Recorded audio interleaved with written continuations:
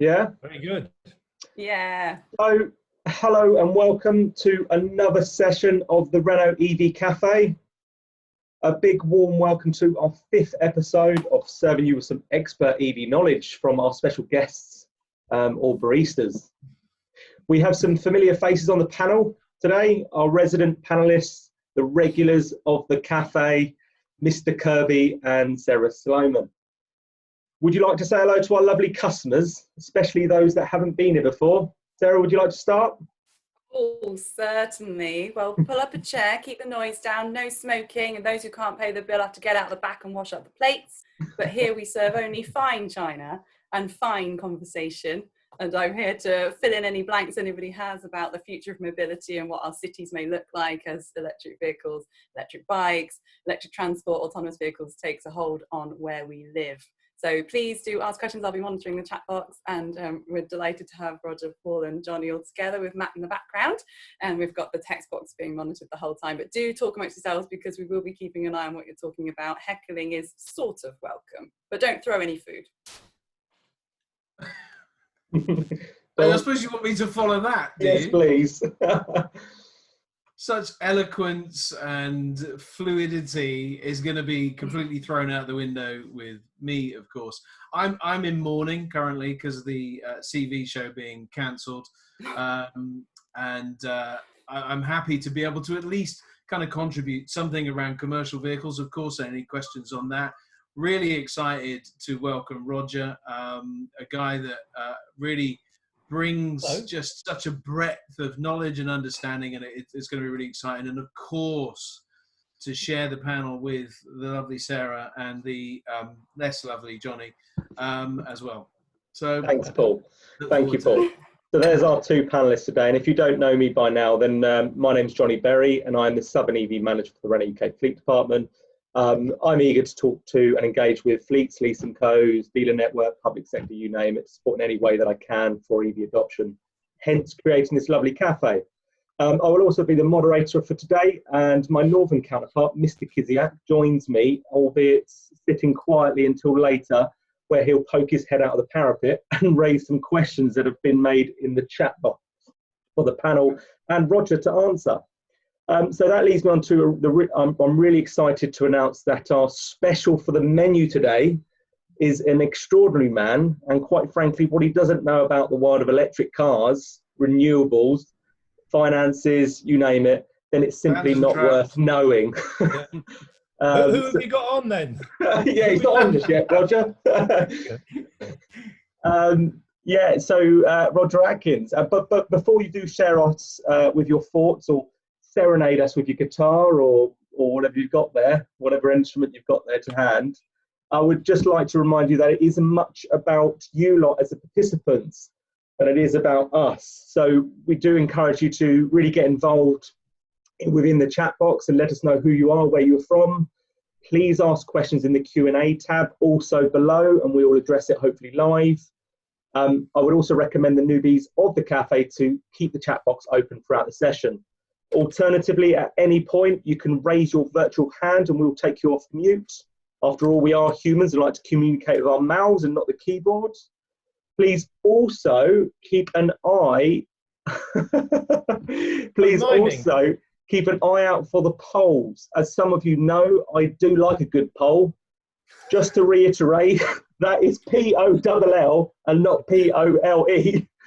And these will pop out throughout the session. Again, not really mine. This is to understand more about the audience and the opinions that you have on some of the stuff that we are rambling on about. Just a quick one on the panel, only really for your benefit, Roger, but if you want to talk, then please raise your hand on camera. Oh, that looks lovely. To avoid crossing over each other, although it's quite smaller today than previous, so I'm sure we won't have any issues. So on that note, I would like to do the honours and hand over to Mr. Atkins, who would love to say, I'm sure you'd love to say hello to our lovely audience, and he's just disappeared off camera. Good timing. There you go. Woke up this morning, EV Cafe on my mind. Johnny, Paul, and Sarah, they invited me along. How kind.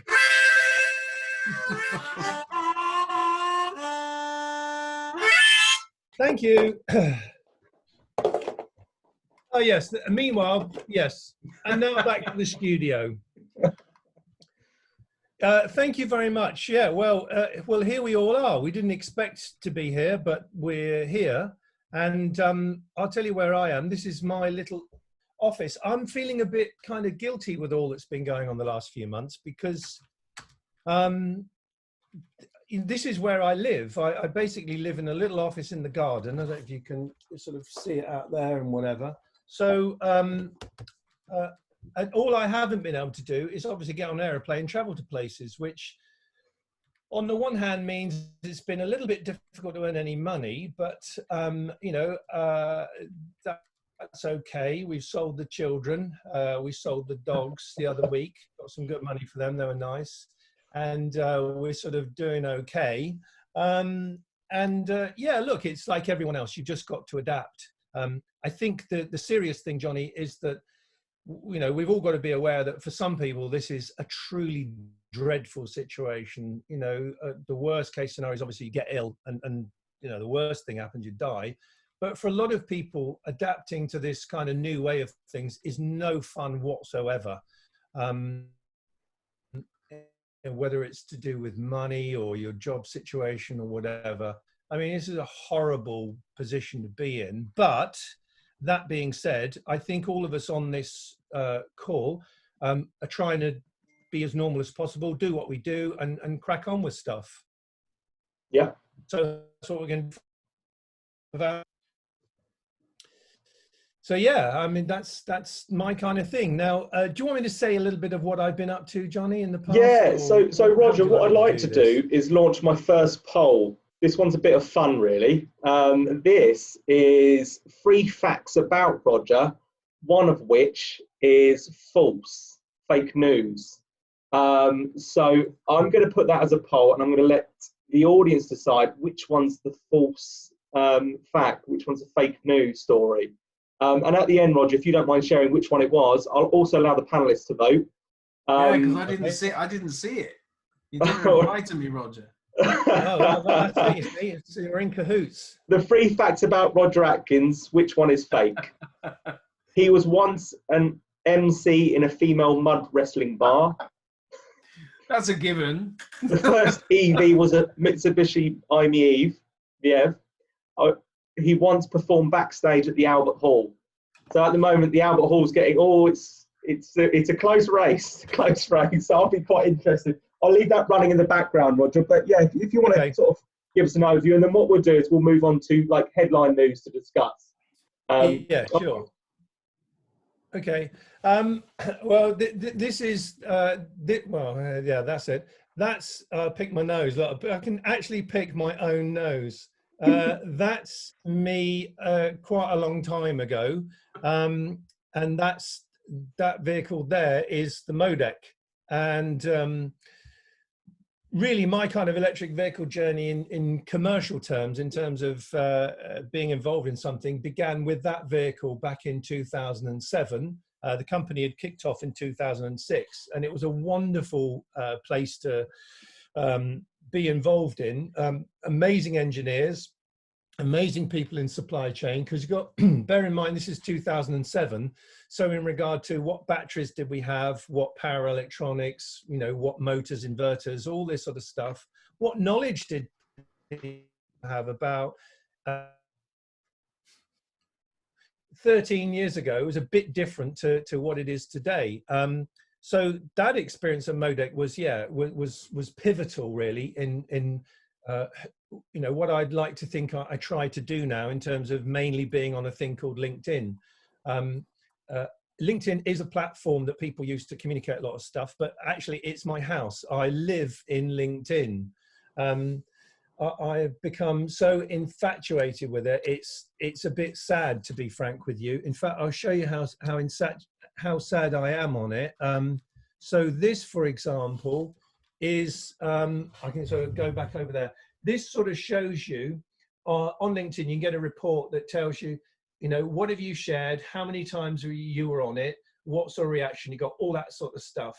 And what that basically says, if you want to sort of understand it in data terms, is I don't have a life. You know, all I seem to do hang around on LinkedIn. But from Modex, which unfortunately didn't have a happy ending because the company went bust, to working at Ricardo, which is, for anyone who doesn't know, a fabulous engineering company, which typically, you know, for anyone who works there, you have to be clever. But I managed to wangle my way in. I'm not an engineer, not scientist, not physicist, not chemist, none of those things. But remarkably, they let me in. I think they just took pity on me because I'd worked for a company that had gone bust. But then Ricardo was kind of a real education in terms, almost like a university for me, in understanding the dynamics of vehicle integration, all the stuff that goes around bill of materials into an electric vehicle, you know, the art of building batteries, what the kind of chemistry makeup of batteries could be. Right, I've got a question for you guys now. Who knows what a dendrite is? Anybody? Not a clue. A dendrite, I call them the pesky dangly dendrites. These are particles that build up within a battery cell, and they impact on the performance of the battery. Ultimately, they can result in a bit of a catastrophe. What's the phrase that's used? A thermal incident. Yeah.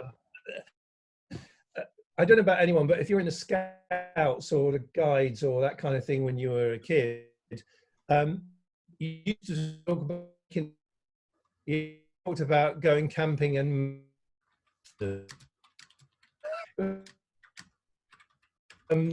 so yeah, I learned all the kind of good, bad and ugly stuff about electric vehicles at Ricardo, but and then really the last 5 years I've run my own kind of thing around sharing a lot of stuff on LinkedIn. You know, I'm very lucky. I think the timing of talking a lot about EVs on LinkedIn for me began 12 years ago, 15 years ago in fact. I was before Modec at London Taxis, where they had a hybrid taxi, which unfortunately they didn't progress, which they should have done, of course. So from London Taxi to Modec to then Ricardo, and then the last 5 years have been, you know, for me, a very lucky and fortunate journey of discovery around the world, and with lots of different people and things and stuff. Some of it has succeeded, some of it's disappeared. But all of it, I think, is interesting in building a picture of, you know, well, just where are we going with electric vehicles? What's fact, what's fiction, what's interesting, what's not. I try to help people as best I can. I suppose at 61 years old, I kind of finally found something that I was reasonably good at, which is kind of communicating and networking on LinkedIn. For most of my life, I've been bang average at jobs, and that is not self-deprecation. That is the honest truth. I'd love to have been a super salesman. I was always an average salesman. I could talk well and present well, but I couldn't close deals to save my life. Very disorganized. So I'm very lucky to work with lots of people along the way who've been good at those things that I've been rubbish at. And then I've kind of bathed in their reflected glory, to be frank, until 5 years ago when I decided to set up my own thing called Electric Vehicles Outlook, and be very active on LinkedIn and find a way to make money by hosting events and talking events and occasionally doing some consulting, and that's where I am. I work on a few advisory boards. What does that mean? It sounds quite posh, but it's sort of not really. It basically means you're not going to get paid to do something, but you're going to help people. Well, because, you know, a lot of these companies, they have great prospect, but they don't have any money, or very little money. So it's nice, you know, it's good to help them, and you learn stuff. So I started helping in a very small way, because they were already doing pretty well. Martin Rimac and Rimac Automobili some years ago, Paris Racing, which you don't hear much about now, but the guy behind it, Damien Biro. Here's another question. Damien Biro, what do you think his grandfather invented? Mr. Laszlo Biro. Not the Biro pen, is it? No, it wasn't a torch. No, he invented a torch. No, he invented the biro. Yep. And Damien told me the story of how his grandfather basically did a deal, quite a lucrative deal, with a company called BIC, which is why it's called BIC biro, not just the biro. But meeting people like Damien, who was the founder of Paris Electric, Marty Rimac, and then Momentum Dynamics, which we're going to talk about a bit later on, is run by a fabulous guy called Andy Darga. Andy worked at NASA for many years. And when I first asked him, well, what did you do at NASA, Andy? This is where you realize, you know, meeting with and mixing with cool people is just great fun. I said, what did you do at NASA? He said, well, lots of things, but we were like designing and scoping moon bases, subterranean moon bases in the lava tubes and tunnels and on Mars. Oh, okay. I mean, that's not your average day job, is it? So Andy founded this wonderful company called Momentum Dynamics, which is now doing some cool stuff. It's going to be running wirelessly charged electric taxis in Oslo for the end of the year, all being well, with the thing, you know, the thing I'm talking about. And then, a few other, Zero Avia, which is a zero emission electric aircraft company, working with that. And then my friend Boris in America, he runs a little company called Renew Ventures, is a kind of venture capital fund investing in startups and things like that. So the sum total of all that really, guys, is that I'm nosy. I kind of get to know as many people as I can, and I try to collate and bring that all together into some form of journey, some sort of story that I then, you know, share on LinkedIn as best I can. So yeah, that's a quick sort of run through. Before that, I was a musician, but I was no good at that either. So that's why I've had to do the other things. Thank you, Roger. Just a quick question on the dendrites or dendrites. I remember seeing an infographic, it feels like years ago, of like batteries, pictures of batteries. So one being just use normal battery and then your solid state. And it was showing that the graph of over time, how this kind of virus grows on a normal battery, and then on solid state, it doesn't necessarily happen at all. And therefore doesn't create the thermal incident. Is that what dendrites is? Am I thinking about them right? Is that the right? Broadly speaking, yes, but not specifically, not precisely. Okay. And there will definitely be people on this call who, if I stray too far into the kind of technical side of things, are just going to utterly ridicule me, and rightly so. But understanding that basic principle of the anode, the cathode, the separator, and the electrolyte, the liquid electrolyte, understanding that again is something where I've been working with a wonderful guy called Simon Moores, who runs a business called Benchmark Mineral Intelligence, and a few other people. So, for example, this stuff, this is a company called Romotion. So I'm doing something with Romotion next week online, by the way. I'll put a link up to that. So this company, Romotion, work with Benchmark Mineral Intelligence, and Romotion do this stuff, which is, you know, looking at, you know, all these different aspects of what they call upstream in electric vehicles. What's the OEM strategy? Or you can see the content of things. And then Benchmark Mineral Intelligence do what they call, sorry, that's downstream, the upstream stuff. So, you know, where are the battery mines? Where are the mines that make the minerals? Where do we get our lithium from? Which country? Which company? Where do we get, you know, cobalt from? We kind of mostly know about that. We talk about that a lot, I know, in EV land, and other stuff. So I suppose what I'm trying to say is I try to get a comprehensive picture of, like, where does this all begin, the minerals for batteries? Where does it all end up in OEMs and strategy? And where do we go with charging infrastructure and all that sort of stuff? So I try to know a little about a lot. And yeah, so I'm a generalist, not a specialist. Right, okay. But so I guess, yeah, I guess just to make, well, if there's anybody on as a participant that wants to elaborate on that with the batteries, and they want to share in 2 minutes as summary, then by all means raise your hand, And just as a quick reminder, don't forget you've got the Q&A panel at the bottom and in the chat box. Ask us again any questions at any time. So I think we've allocated a section of the call to talk about latest headline news. So I would like to just start off by mentioning some stuff, what we're doing, in particular the EV Café. So you'll be pleased to know that it's not going anywhere anytime soon. We are going to continue running these weekly sessions until at least the end of May. And then after that, we may make some minor adjustments, but we'll take your feedback on how to carry this forward for the foreseeable future. In the meantime, we are due to open a group on LinkedIn so we can carry on the conversation even when the cafe is closed. So a 24/7 EV Café, and hopefully, Roger, you'll be keen to join and play your part. We have also sure. Yeah, excellent. We've also upgraded our account for Zoom, so we've got bigger premises. Yes, Roger. Yeah. How's the poll doing? I'll tell you what. I'll share it now. Okay, it's close. It's all in the 30%. So So 81% have voted. Let's have a look. There we go. So I once performed backstage at the Albert Hall. I think based on your little instrument earlier, they don't have much faith in you there, Roger. I think.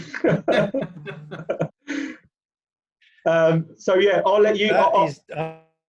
I'm going to share results. So there we go. But don't tell us now, Roger. Tell us later if that's okay. Okay. Yeah. Keep us in suspense. Blimey, it's a fairly even split, though, isn't it? It is. Okay. Yeah. I'm quite surprised at that, to be honest with you. But never mind. So yeah, just on the EV Cafe side of things. Last week we reached capacity fairly early on. Left some of you unable to attend, sadly. Today we've gone past the 100 barrier because we have actually upgraded our accounts. We've got bigger premises, bigger coffee shop. Last week we had a very interesting session learning the adventures of driving an EV 10,000 miles and the first and only all-electric rally car. So all of the episodes will be on a YouTube channel, which I'll share on the EV Cafe group. So that's just a little bit about the cafe, just whilst I've got everyone's attention. And then just going on general kind of headline EV news. Yes, Roger, yeah. Sorry, I really apologise for interrupting. That's all right. I've just noticed in the chat, somebody wants to, I think Naomi wants to hear the MC story in the mud wrestling bar. If it's true, of course, Naomi, that could be one of the things that's not true. But all I will say, Johnny, is when we do later on, I'll go through all three of them, and as you said, we'll do it later. But I'll make sure you've got Naomi. Hello, Naomi. I'll make sure we get a good 5 minutes at the end to allow you to explain the stories. Okay. Maybe we'll run the poll again after you've explained the stories. Let's see if you're a good liar or not. I just wanted to mention about our factory production. So it's good news again. Most of our factories are due to restart or have started this week, albeit at a reduced capacity initially, with a progressive ramp up of production over the next 1 to 2 weeks. Individual factories will have their own local conditions, restrictions, depending on country and subject to local authority government approval. For example, Flynn's, where the new Renault Zoe is produced, started production yesterday, with build really ramping up on week commencing the 4th of May onwards. So really good news. All existing factory orders will be prioritised, obviously, with updates, revised factory exit dates to be updated to allow us to... sorry, I've just been corrected by my fleet director. It's pronounced Flan, not Flynn's. So need to brush up on that. Yes, Sarah. Johnny, we had a question in the chat box earlier about what the current lead time on the Zoe is. Yeah, so if ordered today, we are looking at a sort of mid-July build slot. That's amazing. That's amazing. Based on everything going as planned with the factories, which they are at the moment. Just for your interest, I find this quite interesting. The Group Renault have applied a very strict safety protocol. This includes numerous measures, including organisation of employee arrival flows to reduce staff crossover, taking temperature of employees as soon as they arrive on site, social distancing rules, cleaning the workstation, wearing sanitary PPE. I find all that interesting. The other factory I want to mention, and Mark Dickens, my fleet director, if you're listening, I hope I'm saying this correctly, but is Maubeuge. So because they build our lovely Kangoo ZE, and they are due to restart next week. So I just wanted to share that. I thought it was really good news. And so, yeah. Paul. So I've got a bit of news as well. I think it's something that we can all celebrate. The UK has just reported 18 straight days of no coal-fired production of energy, which is great. It's the first time since the Industrial Revolution, apparently. So that does sort of add to the weight that by moving to electric vehicles, then we are really contributing to reduction in climate pollution. So that's fantastic news. Yeah, Roger. Yeah, well, can I just say, I'm probably possibly the oldest person on the call here. So I was there at the start of the Industrial Revolution, Paul. So that really is big news. I've got to say, I've noticed when these press releases were announced about going through the quarter one with less coal and 46%, I think, total generation by renewables. They blamed, they did say it was helped by COVID-19, but I can't help but think that, most people that have EVs, I know it's not a great deal in comparison, aren't necessarily charging at all now, or shouldn't be at least. They shouldn't be leaving it a high state of charge for, longevity reasons. But so it only makes me think that actually, if they were being used, if they were giving back to the grid and they were doing that stuff while it's been parked for 3-4 weeks, well, no, longer than that now, then maybe that could have been better. Maybe we could have had more than 46%. I don't know what your views are on that, but maybe it could have been a lot higher. So that's really encouraging if we had that system in place. Because I know my Zoe has not been plugged in for about 7, well, probably longer than that, because I was on paternity leave before I went on lockdown. So, and it seems criminal that a massive battery is sitting on my drive, not doing anything at the moment. Yes, Sarah. That's an interesting point. I mean, in a few years' time, there's no reason why we need a world pandemic to make that sort of energy efficiency viable in a neighbourhood way. But the vehicles aren't being manufactured with bi-directional chargers. The home chargers aren't being fitted as bi-directional chargers. So there's a long way to go with only one really strong charger on the market and one platform on the market that can cope.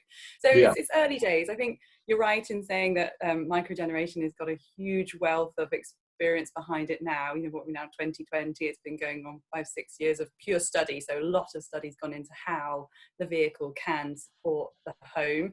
It's contradictory evidence to say that a second life battery would be better utilized in the home separate from your vehicle, so just having a battery to support your home system is also a good way forward.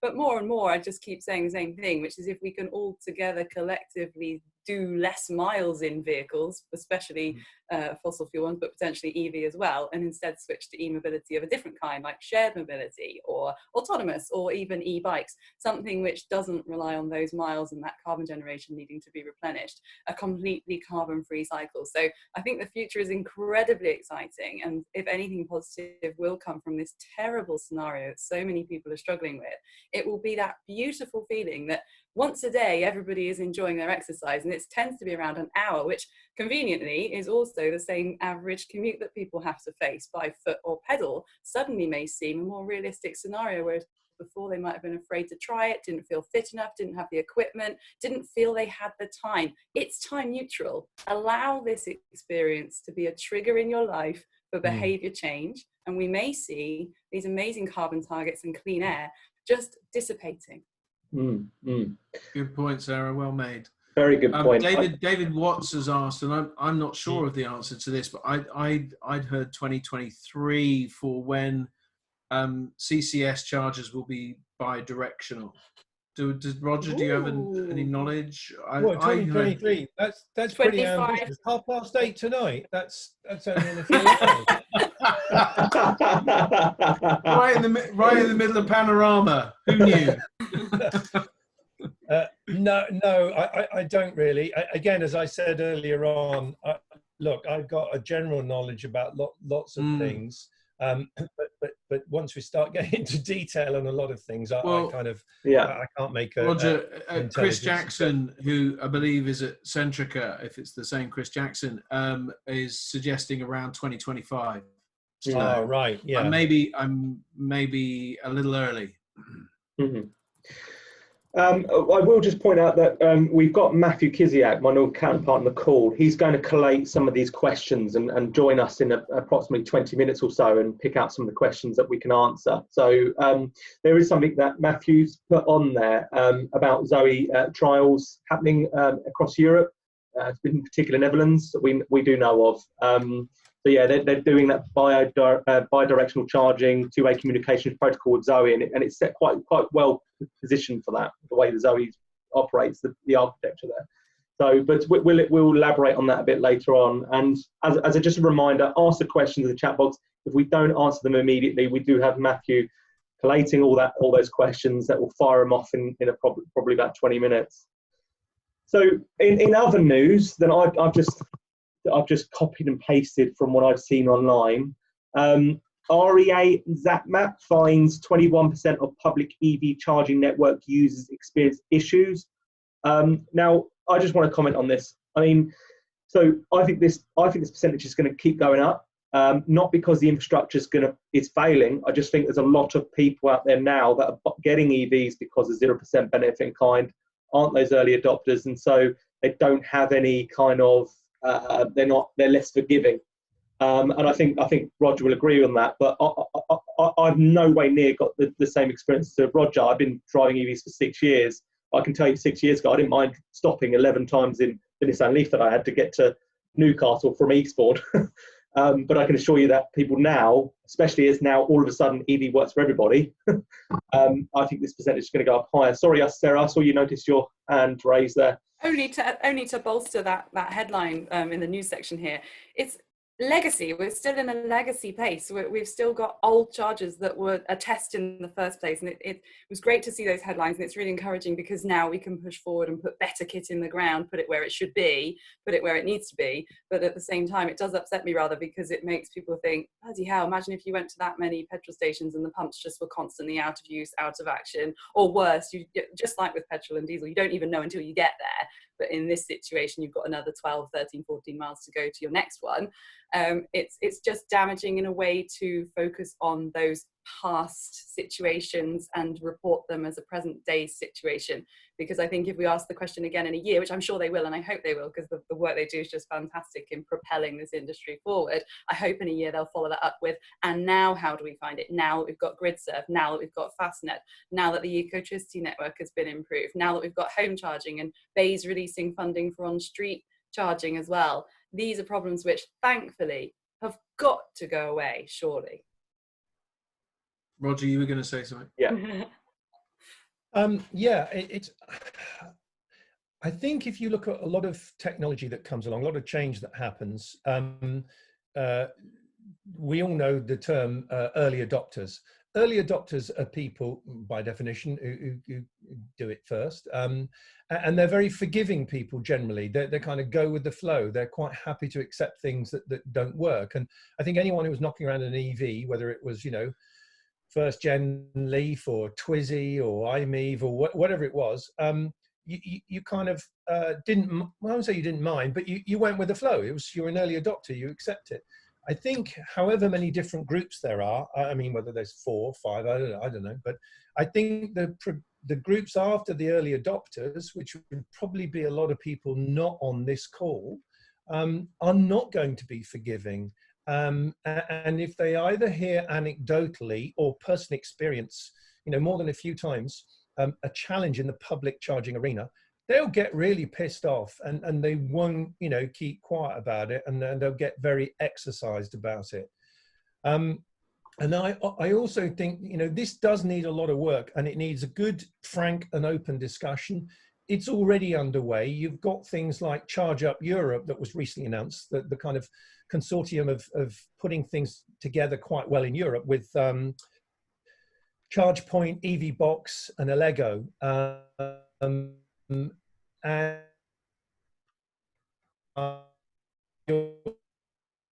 motion or buying, ChargeMaster, all this stuff. It's consolidation that's underway. But in all of it, we should all try and make a contribution to work out how many chargers do we need, what is the ratio between this and that and the other, you know, I think the European Union suggests, I don't think it's a mandate, I think it's a recommendation, there should be 10 EVs to every one public charger. Now, whether that's right, whether that's too few, too many, whatever, the kind of chronology of EV adoption is hugely predicated on getting this public charging thing right. I'm not saying I know how to do that. I'm not, because I'd probably be earning a lot of money and doing it if I was. But it's a big issue. And I think it's a bigger issue than maybe a lot of us who are early adopters think it is, who've got used to charging at home, know ZapMap without even using ZapMap, and, you know, make allowances. That's all I wanted to say. Sorry. Yeah. Okay, as you can see, there's quite a debate going on in the chat box there. I guess from my experiences, I tend to use 2 different networks, but if there wasn't such a lack of interoperability, then, you know, I would certainly be open to mind with all the charging network out there. But like my Nectar card, when I was driving an ICE vehicle, I was only going to Sainsbury's or BP at the time. Right now, I've only got access to the Polar network and Ecotricity. Sometimes I find something at a destination charge point, which allows me to charge it on my phone as a guest without having any tariffs. But yeah, we as Renault have actually been working on something called ZE Pass. I don't know how far we are down the line with that. That is consolidating all of the charge points in one billing application. I have asked for an update. I think the UK market's a tough nut to crack. But I do welcome that when that does arrive. Yes, Paul. So I'm just wondering, it's an aligned piece of news, I guess, in that recently some research has been completed by Geotab, and they are suggesting that 98% of fleets will be looking to electrify up to 50% of their fleet in the next 5 years, which seems to be a bit of a jump in opinion.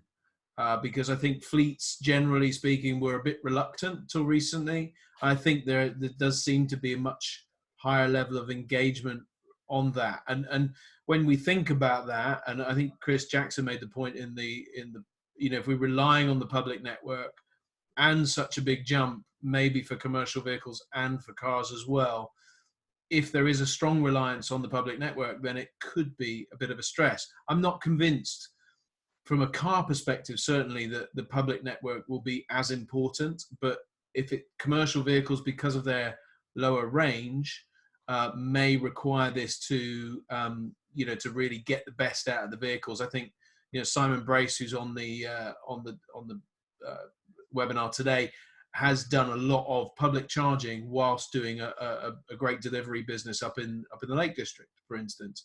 So, you know, I think it's interesting that this level of adoption is being considered. Yeah. Yeah, Simon's commented actually on that. He says, I've always said that as battery tech improves and range gets longer, then most charging will be done at home or the destination. This will take the pressure off the public charging network. Yeah, just as you were saying that, he commented. So that was spooky. Agreed. Interesting stat though from ZapMap is to say that only 5% of the public network is being utilised. So yeah, just further reiterates that people do charge at home or workplace as their most means to charge. I just think when it comes to commercial vehicles, it's probably one of the reasons why we don't currently allow for DC charging on our commercial vehicles at the moment. It's because we don't think our customers would allow for that downtime if they rock up to a rapid charge that's already being occupied, waiting for that amount of time in business critical operations. So we see our commercial vehicles fitting in a return to depot, that kind of space, not necessarily even returning to time. I'm sorry, Roger, but Paul did have his hand up first. Did you want to say something, Paul, before? I was going to comment on something that Sarah said, but then I got interested in what you were talking about in DC, and I've completely forgotten about it. So the go Roger, because he's probably, despite being slightly older than I am, has a better memory than I do. And Roger's stop. Roger, go. Please, Roger's just ignoring you now, Paul. I'm dying. No. What I was going to comment on, it wasn't mine actually. It was that Richard Drew said lots of people won't be able to charge at home. Yes, and I think exactly. that's a very, very good point.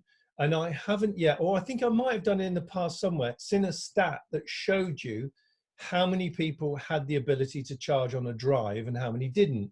You know, what was that shape of the population? And it I think varies it's about hugely around the 40%, world. Roger. Pardon? Yeah, I think it's about 40% can. Oh, Right. I thought it was can't. Well, yeah, so that's good. You know, great for the 40% can. Let's focus on the positive, but that doesn't mean 60% can't. You know, so I think, you know, Richard, that's an important point Richard's brought up. That's all I'm saying. It was Richard's point. And I've remembered the point that I was going to make, which kind of similar lineup that Sarah mentioned around, you know, a lot of charging points that are being fitted at home are not bi-directional. So, you know, if we want to get the full benefit, I mean, as I've been sort of looking at computers, say, back in the day when I always wanted to try and think, oh, HDMI, don't know what that is. Yeah, go on, put it on there because it's bound to be important in the future. This was a long time ago, Sarah, before you start pulling faces. And you want to put in what is most logical for the future. And I think with charge points, there's no point in putting basic charge points if you can move to bi-directional, which would then support your own house in the future and all that kind of stuff. So, what do we think about on-street charging then, such as Urban Electric, Ubertricity, Connected Curb, those kind of products? Roger, I mean, have you had any experience? I mean, I must admit, I did try and use something like that, but I found that the spaces were just, in other word terms, iced. And for those that don't know what iced is, ICE stands for internal combustion engine. And when an ICE vehicle is in a charging bay, not necessarily marked as a charging bay, if it's a lamppost, you know, I really struggle to rely on those, or even attempt to go to those. I think it's interesting, and we should always encourage innovation and people to try things and see if they work. But fundamentally, I think across the whole spectrum of the charging proposition, it's the economics that concern me most. In that, any business will only sustain if it can you know, survive. It can make money if it can earn a living, and the whole model around how much, you know, whether it's utilizing a lamppost or whether it's putting in, you know, a high power charger, 50 kilowatt or above, you know, even 300 kilowatts or whatever, the economics of this stuff ultimately will define what we get in the mid and long term, certainly the long term. And the only people who've kind of got it right in terms of matching an EV with a proposition that works for its customers, we know who that is. It's Tesla. And it is weird in a way. In some ways, it's very weird that no other manufacturer has either tried to do that on their own, worked with Tesla, or, you know, combined something to deliver it. I know the consortium in Europe that's supposed to be doing this. Again, I think we all know on this call the structure of these things. But in reality, when you look at what they're doing and putting on the ground and what the business model is, it's all over the shop. So working out how to make money in this, number one, is the real challenge and the task at hand, in my opinion. So a lot of these other things, they're novel and interesting, and I like innovation, but, you know, they don't have a long-term future, in my view. Just before, Sarah, I know you put your hand up, but I just wanted to comment on that. I noticed I've got a retail park. Unfortunately, it's on its knees at the moment. You know, you've got the mother care that's shut down and all that kind of stuff. There are so many car parking spaces, and every time I go in there, it's a busy road. Every time I go in there, there's barely any cars parked. Just can't see why people aren't waking up to the idea that why not utilise this space. And it actually leads me on to my next news story. But I'll let Sarah comment first. Sorry. So the thing about on-street charging is all well and good. We've seen some amazing trials. Ubertricity have just swept through London on various boroughs and made a really good job. What doesn't happen all the time is local authority engagement. Now, I'm local authority background myself, so this is a bugbear for me versus my technology world. So I see a lot of amazing tech and innovation coming forward. I see some engagement with local authorities, and more so now with the new base funding being announced.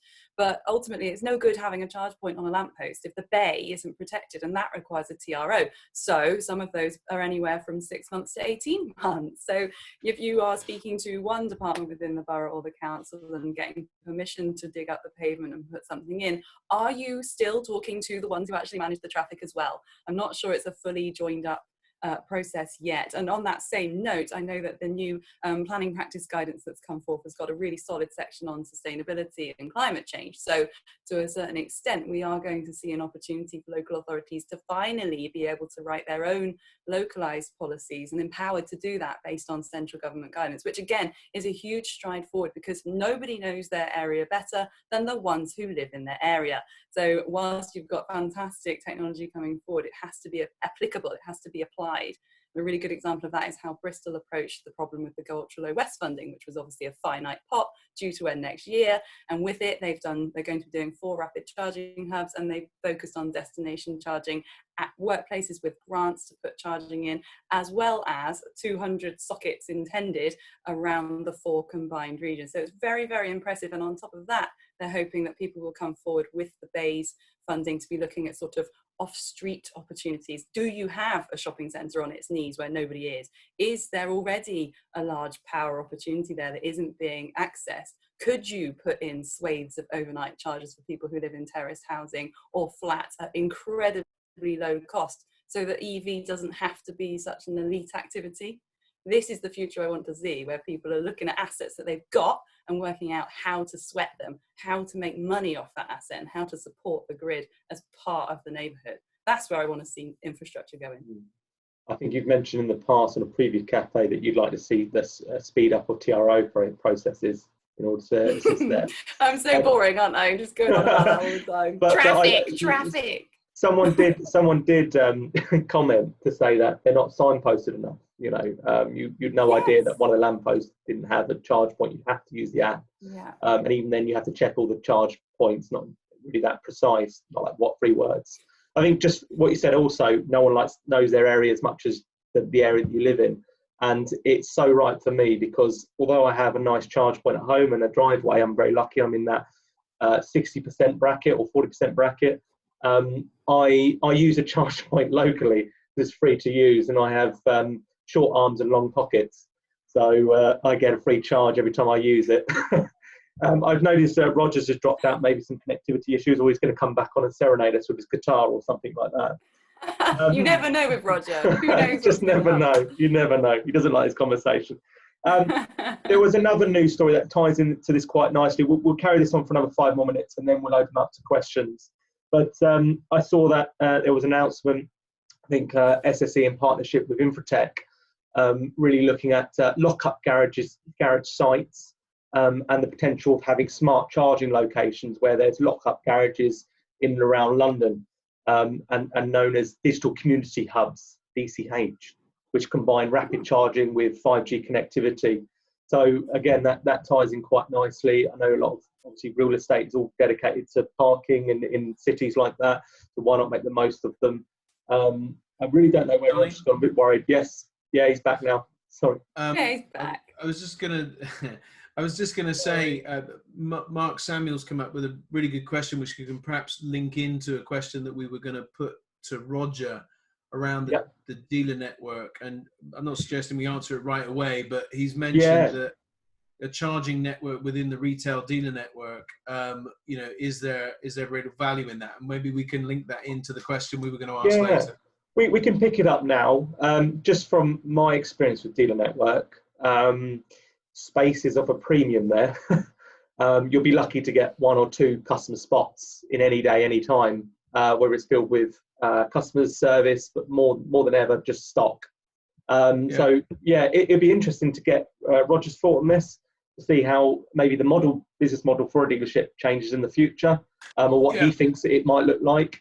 But yeah, from my own experience, we had charge points, and unfortunately, salesmen will do whatever they can to get a sale, and they will say that you can use this charge point as the means to charge, even if you don't have a free parking. So that becomes an issue if they're coming every day and getting a free charge, and you keep promising this and underachieving. Johnny, I think though that the model is going to change, and because I think we're going to see less people visiting dealerships, just simply because maintenance will be lower. Yeah. You know, a lot of purchasing is moving online. There's a stat that says people are 4 times more likely to buy an electric vehicle online than their ICE counterparts. So people buying an ICE vehicle are, you know, quite a low percentage will buy online, but 4 times that amount will buy an electric vehicle online. But anyway, Roger, Yeah, just on that, Paul, just on that, and before you, Roger, just wanted to just extend on that. So from Group Renault's perspective, I don't know if you've seen, I know it's not strictly an EV product in the range at the moment, but Dacia have launched their virtual, well, not virtual, but an online showroom where you can go online and you talk to somebody and they'll show you around live around the vehicle. There's no reason why that can't be extended out to vehicles like electric or Renault products, like you say, Paul. But I'd like to go back to that question then, Roger, about models in the dealership and how you like to. What if you could give us advice on what you think? That's also.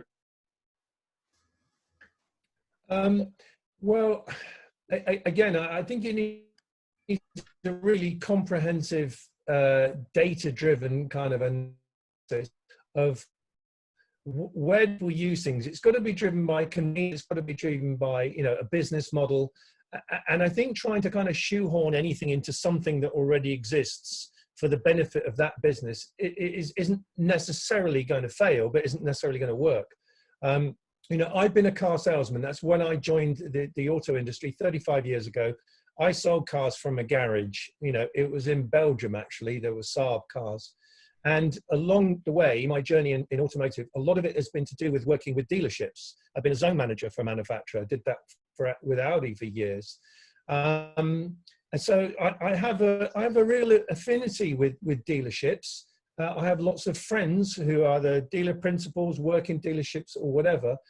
But I worry that really, in truth, what they have to offer, and especially as we get to more and more electric vehicles, what they have to offer is less and less.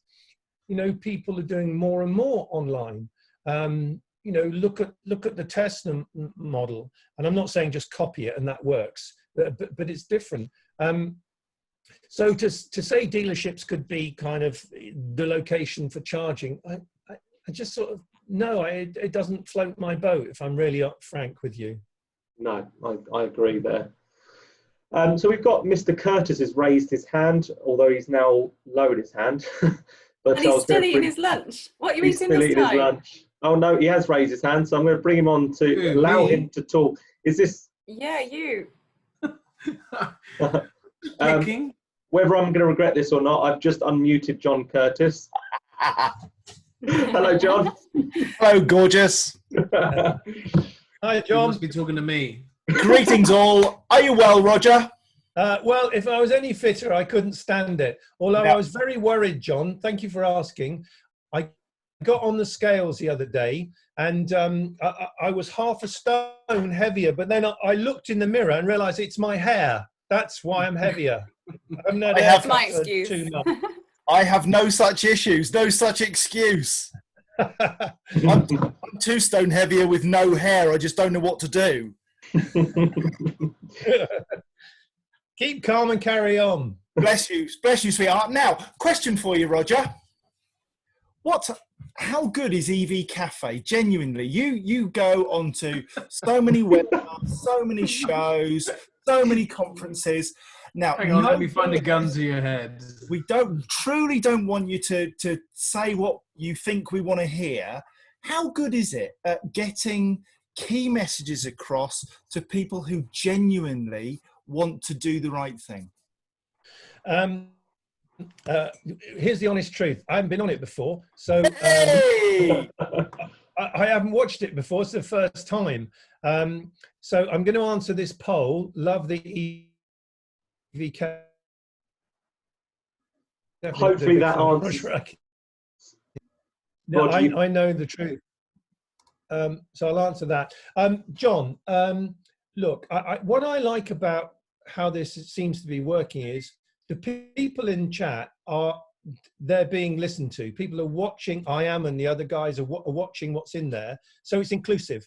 I think I've been on a number of things, either mostly as an attendee, where it's almost like you don't exist. You're in the chat box thing, and like you might as well not be there. So what I think is very good that Johnny and Paul of Sarah clearly are in the habit now of doing is to bring people in. So it's all of us. It's not just the little boxes with screens on the top. Everybody is in this cafe, and I like that. That's definitely a positive thing for me. Excellent. May I, Johnny? I can't raise my hand anymore, but Roger, is there one thing, if you could wave a magic wand, the Roger Atkins magic wand, and improve the EV Cafe in some way, what should we do better?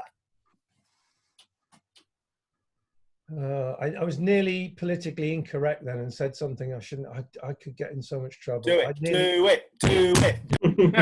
I was going to say strippers, but you know, you can't have that. Come on, Paul. Come on, do it. Yeah, male or female, you know, it's got to be fairly fair. Oh, talking to strippers, now we can see one. Well, look. Oh, there he is. Yeah, nice. Hi, John. Hello, mate. I think, yeah, I think basically, no, just being open and honest. This is a time like no other. We all know that.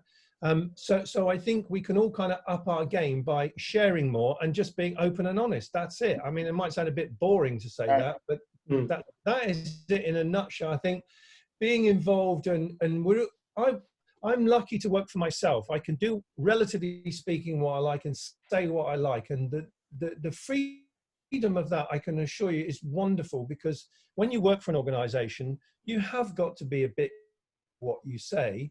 But I think the more people engage like this, and I appreciate for Johnny, it's sort of semi-personal, semi-business, of course. But the fact that you can, you know, just...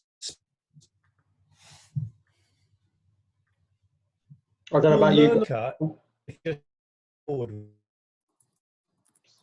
Roger, you're dropping out. Yeah, that's it. Yeah. Let me have a look. Johnny, you're going to have to strike out our special guest. Yeah, you so said. Roger, whilst you sort out your connectivity issues, I hopefully everyone can see the poll results. So I'm quite pleased with that. I don't know about you lot, but I'm really pleased with that. 63% saying that they're here for the great source of EV information. Then second, they love the EV Cafe, big fan, here for the banter, and then also big fan of Mr. Atkins. Who isn't? What I'm going to do now is I'm going to allow the mailroom to open. Matthew Kiziak is in the mailroom, and what he's done is he's actually been listening quietly, and he's been collecting all the questions from the chat box, the Q&A, and he's going to pick out some top questions to throw at the panel. Me and Paul have also put a list together, but we'd rather hear from the participants, to be honest. So, Matt, absolutely. Are you there? Can we go live from the mailroom? Is he there? I'm here. Can you stop my video? Okay, bear with me a second. I'll see if we can... He's got to go out and spin the wind turbine to get more power. Hamster on the wheel. I've got to be honest. I don't know how to get your... Oh, hang on. Ask to start video. There we go. So you're live from the mailroom. Hey, oh, there he is. Hey. God, he's been busy down here. Right, loads of questions. I'm going to try and collate them as best I can. There's a couple where there's very similar questions. So I've tried to sort of box them all together. So we'll start off. We've got a question here from David Watts. And we've also then got a very similar question from, and I apologise if I don't pronounce this correctly, Gustav Baldion. So David asks, there's talk because of COVID, improvements in air quality, people are more interested in EVs. Do we think it's likely, or rather that benefit in kind, greater choice, and improvement in range are actually driving factors? Matthew, we're struggling to hear you, mate. I don't know if it's just me. Can you hear me? I can now, yeah. If you speak up, then we can hear you upwards. So as I said, David asked, there is talk because of COVID, improvements in air quality, people are more interested in EVs. Do we think this is likely, Or is it more that people are more interested in benefit in kind, greater choice, and improvements in range? Are they the actual driving factors? And Gustav's question that was similar to that was, in your view, how will COVID-19 affect the EV revolution, taking into consideration oil prices, suppliers in disarray, economic meltdown, and the drop in air pollution, etc.? Go on, Sarah. Okay, I heard all of that. Just to recap, it was, I know that I can see Matt's having difficulties with the audio, but I got most of it. It was two people's questions combined, and they're both relatively similar around the impact of COVID-19 on the uptake of EVs, essentially, and the improvements we can expect to see in air quality. Now, there was a slight skepticism in there around whether people are only interested in EVs because of the benefit in kind situation. Couldn't care less. I'm glad. But I just hope that that doesn't drive people out of, literally drive, doesn't stop people from continuing with their good habits around walking and cycling. Now, we also know that air quality, of course, it has improved. I am very, very concerned that with the fear around COVID-19, people will jump straight into their cars and not consider using their bicycles or walking to work when we're allowed to phase back into work. So that's a worry. And also with manufacturing picking up again, which is great for the world economy, but we know that the world economy has a direct attributable factor whether we have good air quality or not. So it's a really delicate balance to strike. I think something that COVID has shown us is that we don't need so much stuff. Who's guilty of next day delivery and leaving the past on the side for a week? I am. Did I really need to wait that long? No, I definitely did not. So something it's shown us is slowing down life. So we don't need to dash about so much. We could factor in viable working time on public transport once we feel that health has returned. And in terms of the benefit in kind elements, then yeah, of course, it's great, but it's not going to last forever. It's going to be a phased in and phased out situation. So it's good to be a good impetus to get people into electric cars. But you've got to make that decision because you want to reduce your footprint. It can't always be a financial decision. It only helps now. There was a conference last week on the global state of EVs, and there was somebody from Bloomberg who was saying about how we've very nearly got to the peak price of battery production, which is a target aim of $100 per kilowatt hour worth of battery. Going beyond that makes things too difficult, too energy intensive, too many resources required. The battery changes shape and size and doesn't fit into the car, doesn't make it attractive. So what we're saying is we're nearly there. So this price of electric vehicle will come down a bit. But I think it's a good thing that cars are a really expensive asset in a way, because it may cause people to think about the whole life cost, the whole life impact, and the whole life benefit of driving and walking, COVID-19 aside. Thank you very much, Sarah. Just before you say anything, John, Matt, if you can, if somehow you can try and talk into the microphone, hopefully it's just your microphone and not your connectivities. John, would you like to add to that? Welcome back, Roger. Yeah, sorry, I was eating a cheese and pickle sandwich and I didn't want to do it on screen. Don't forget to remind me about your e-voucher for bacon butty when we're all released from this. Funny, I haven't even had my contactless charger. Two. It was. You said two, Bake. You said you agreed on two. Johnny, you did. I'm having two as well, and I think Sarah wants two. Don't bloody half change me. God almighty. Vegan bacon rashes, yeah? John, you had your hand up. It was purely to update people on what the Scottish Government said yesterday, just picking up on Sarah's point about walking and cycling. And that I know that we all wrap ourselves in the green towel sometimes and we go hug a tree and eat lentils and everybody gets all excited. But the reality is that for those that can walk and cycle, that's going to be a great way to get back into work if you have short journeys to do. And the Scottish Government, the Transport Minister, yesterday announced £10 million of investment in what he called pop-up infrastructure changes to enable people to more easily walk and cycle to their destinations. And what I can see is that actually we've got an opportunity as we go back in a phased way to normality, whatever the hell that will look like, to say, here are places where we just don't want poor air quality. We don't want cars. We will put in pop-up infrastructure, if you like, that allows us to change how we move around our towns and cities, which will encourage people to make the best choice for everybody, not just for themselves. Excellent. Yeah, thanks, John. I think John raised a good point there, and as to Sarah, in that habit, you know, the habit forming thing that humans have. The ironic thing in this dreadful situation, because it is dreadful, is that good habits are being formed. You know, if you order something from Amazon or whatever, it doesn't come the next day, you know, and it does take 3 or 4 days, and you kind of get used to it, and you realize that that doesn't matter.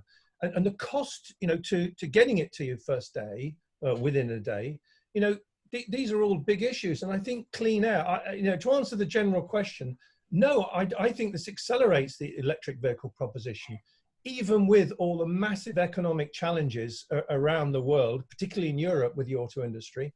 I think it shows to people that, you know, clean air can be achieved, that the value of clean air is magnificent. And isn't it ironic that how dreadful this is, and I really want to reiterate that point, the tens of thousands, well, 100-odd thousand people who've died around the world, that's nothing compared to the number of people that die from carcinogens from vehicle pollutants.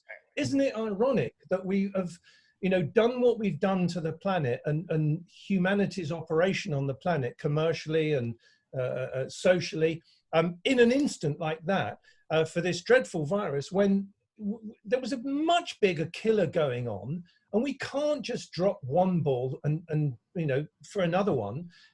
So I really think now this is going to actually, and it really isn't wishful thinking.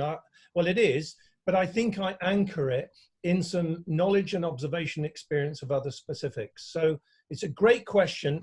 I think it's a big question on where we are with EVs right now, but I think this is going to help. That's just my view. And I love what John's told us about the guys in Scotland, because the Scottish government have been so forward thinking and advanced in renewable technology and infrastructure. You know, you want to talk about EV capital in the world, go to Dundee. We all know that on this call. Yeah.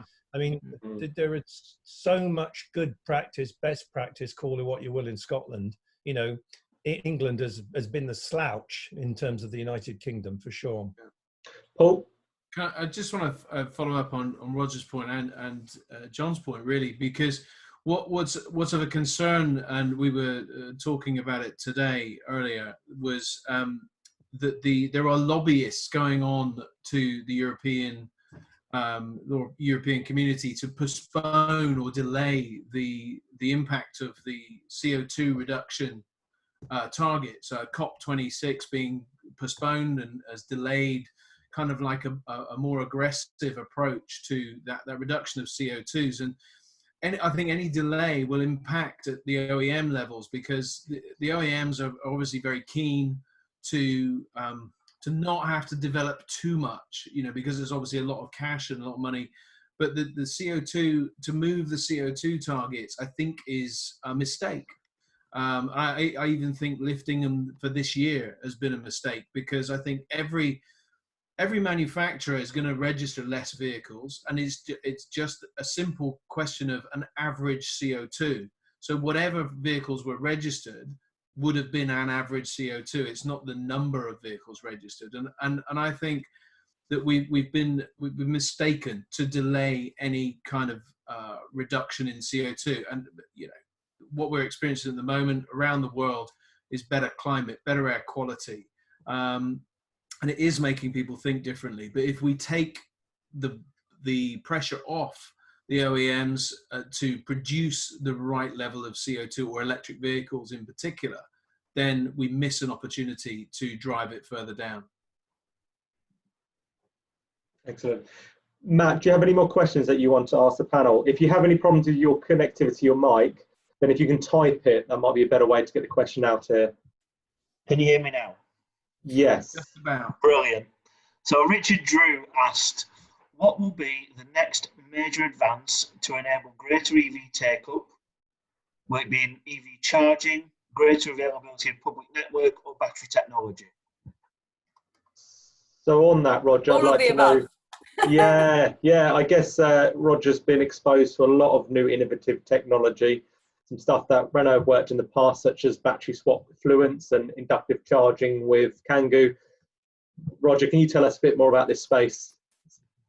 Yeah, Okay. Well, my experience with battery swap, I'm not going to go through the whole journey because I bore the pants off people, but I had some exposure with Better Place many years ago, actually. And the guy, and as we all know, or if you don't know, look at the history of Better Place. It's a very interesting story. But in effect, yeah, that used a Renault Fluence. It swapped a battery out in minutes. It was like a car wash, but for batteries. It super cooled them so they could fast charge them without, damaging the battery cells. It was a phenomenal proposition, and it failed. It failed for timing and a bunch of other things. Fast forward to now, more recently, you're seeing battery swap. Of course you are, with two-wheeler things, small vehicles where you have a kind of click and, plug-in battery, an easy thing. Go in Asia do that with two-wheelers, and that completely makes sense. But it has been revisited for cars with Neo and a few other players. And the benefit of it is you can then make the EV substantially cheaper because people don't buy the car. It's a bit like the Renault model of leasing the battery and buying the car or whatever, the split asset thing. Wireless charging is a proposition I think that will have its day. It's been a long time coming for sure, but it'll have its place in mostly commercial fleets where you can have high power. Because here's the thing: it needs to be high power wireless charging. The cost of the infrastructure to put in, 3 kilowatt, 5 kilowatt, 7 kilowatt, 10 kilowatt, 11 kilowatt wireless charging. What's the point? Because there's cost involved in any of these things. But if you have high power wireless charging, so there are people around that do it. There's one I know in particular who seem to be advanced, and yes, I'm biased because I help them out. But they've been delivering up to 300 kilowatt charging on electric buses. And they're going to be doing the wireless charging on electric taxis in Oslo. I mentioned that earlier. And the reason why this is important is because it reduces the need for ever bigger batteries. There is a finite mineral resource around the world for the components that make up batteries. If we're simply going to swap, digging up oil for digging up minerals for batteries, where are we actually going? There's a little bit in that to consider. So if you do the thing that Elon Musk loves to do, and a lot of people in California these days, go to first principle. The first principle of an electric vehicle is it runs on electrons, not on a battery. A battery is simply the storage device. So if you can find a way safely, economically, physically, operationally, that means that you can run the electric vehicle on the electrons with a very, very small battery as an intermediary thing, by wirelessly charging little and often, that's kind of where we're going to go. And I think this is going to be a big part of the EV jigsaw that's yet to click into place.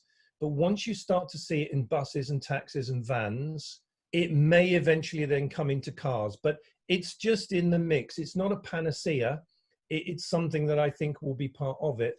But it does help us, try and not have this enormous reliance on batteries and the mineral content that goes in them. I just have a quick question. With inductive charging, if I was to have one at home, for instance, in the future, what if my cat got in between? Would it fry my cat? No, because there are no electrons involved in that air gap. It's a magnetic frequency. It changes. The EMC, the electromagnetic current, has been refined to a point where it's safe. I will quite happily, when we show this on, and I'd love to say who it is, but I would actually get slaughtered. If I tell you who the OEM is that we're going to be running the electric taxis for in Oslo, I will happily, when we put those vehicles in operation, there'll be about 30 electric taxis, lie down on the ground and put my head between the transmitter and the receiver on the taxi. I'm telling people now on this call, that is what I'll do. Now, if I'm happy to do that, I'm either A, stupid, or B, confident in the proposition. This call is recorded, I'll have you know, Roger. I'm happy to do it. I know. Would it stop the charge, or would it just carry on as normal? So say leaves or snow, or would it carry on as normal, or would it stop the charge? Through ice, works through snow. If you have a foreign body or a metal object, particularly, it has a system to detect that, a detection system that will safely switch it off. Bear in mind, this has been running in America on electric BYD buses now for a couple of years, America, land of the litigant. This is the most litigious country on the planet. And you've got people sitting on buses, you've got bus drivers, anything that would in any way interfere with those people, be it pacemakers or anything else, that would have happened so far. And, you know, they would have had their arses sued. And it hasn't happened because it's been proved to be safe. It has a protocol that is totally safe.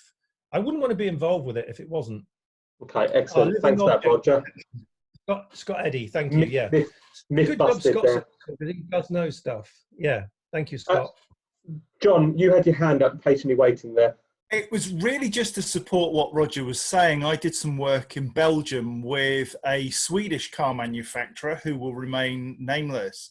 And exactly as Roger suggests, they were 8 years ago trialing induction charging, where the induction part of the kit was behind the crash barrier at a test facility. And because they changed the battery density, they were able to take large amounts of energy very quickly into a battery. And as we know, battery technology at the moment takes small amounts very slowly. And because they changed the chemistry of the battery, they were able to do induction charging and keep it safe, completely safe. So the technology exists to do this. It is safe, it is secure. Even if you crash into it, they've built the system so that it can be 100% reliable. So I think essentially this is a new technology which is a game changer, because you don't have to dig up roads, you don't have to put induction charging underneath tarmac. There are quick and easy ways that we can get this future technology deployed. Yeah, and for any of those who are interested, Robert Llewellyn did an episode on his fully charged show of Kangoo ZE in France with inductive charging as they drive.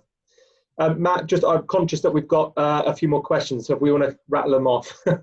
Yeah, no problem. So the next one, Mark Matthews asks, are there any solutions that are easy to deliver for short-term setups? For example, construction sites where cars will be parked up for long days, so slowish charge would be viable.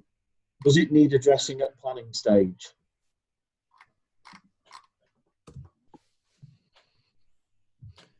Anyone want to raise their hand to that question? I only caught segments of it just because it was a bit of a bad connectivity. Sarah? Oh, Sarah, you're on mute. Yeah.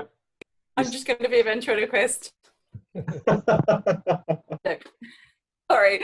What I think that's talking about is there's obviously on the market already, is it Power Systems do a portable battery that was born out of emergency relief.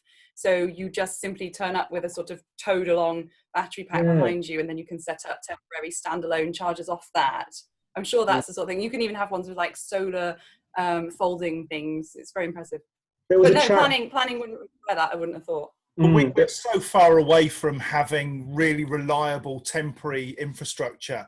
I've done thousands of events and shows, literally, where we're having to use diesel generators behind the scenes to generate electricity to power electric cars. And event organisers should hang their heads in shame when they do that kind of thing, because the public is not stupid. They understand that they're having a hood pulled over their heads, and there's a commercial opportunity here.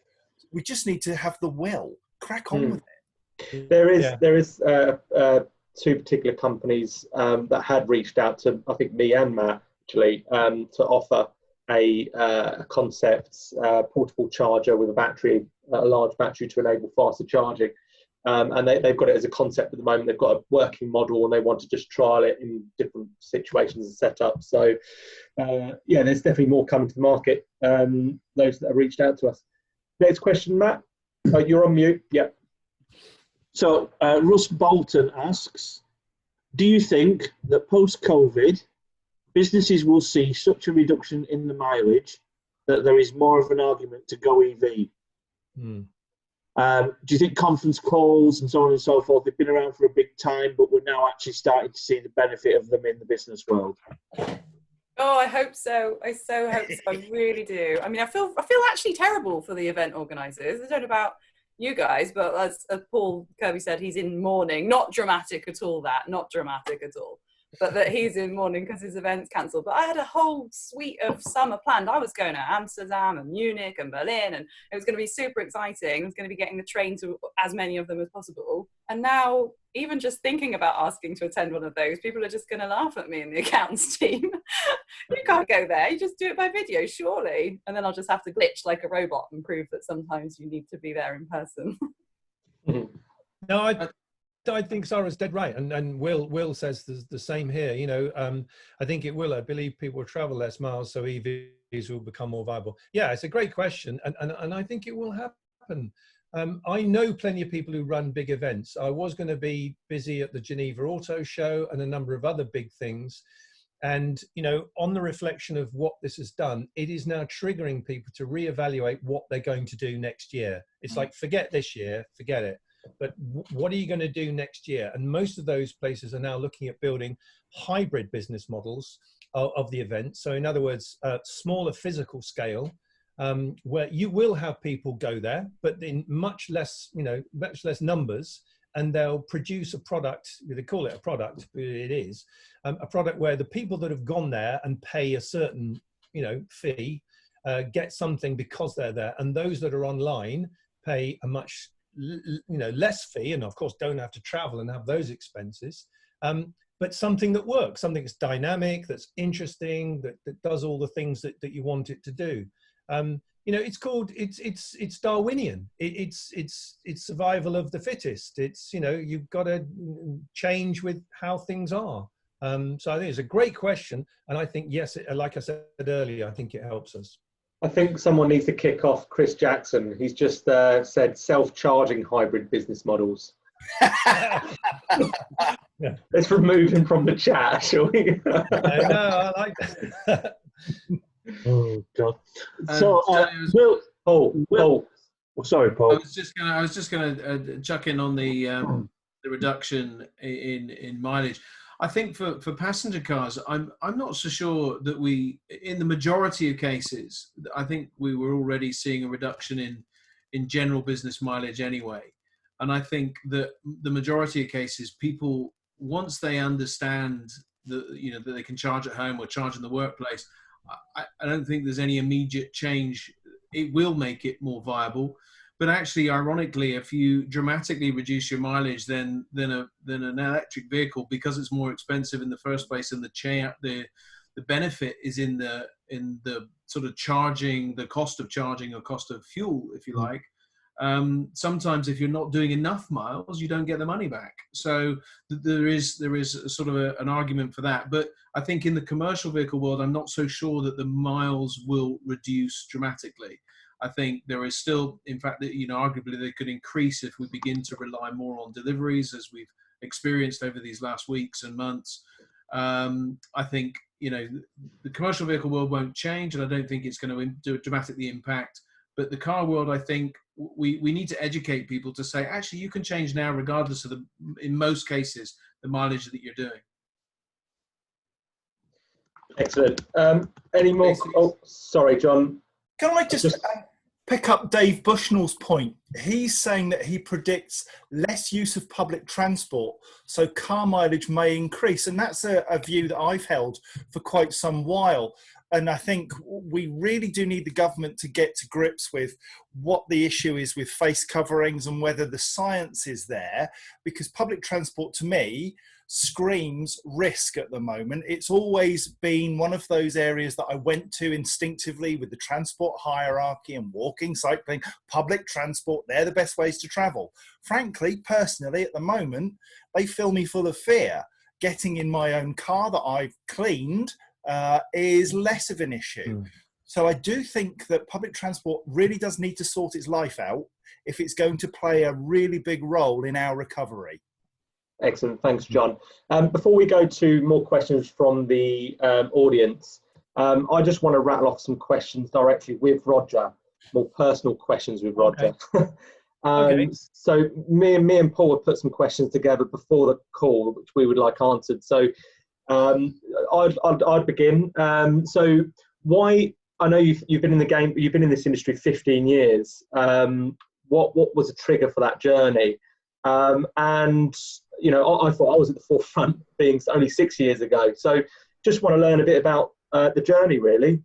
First experience of an EV, that kind of thing.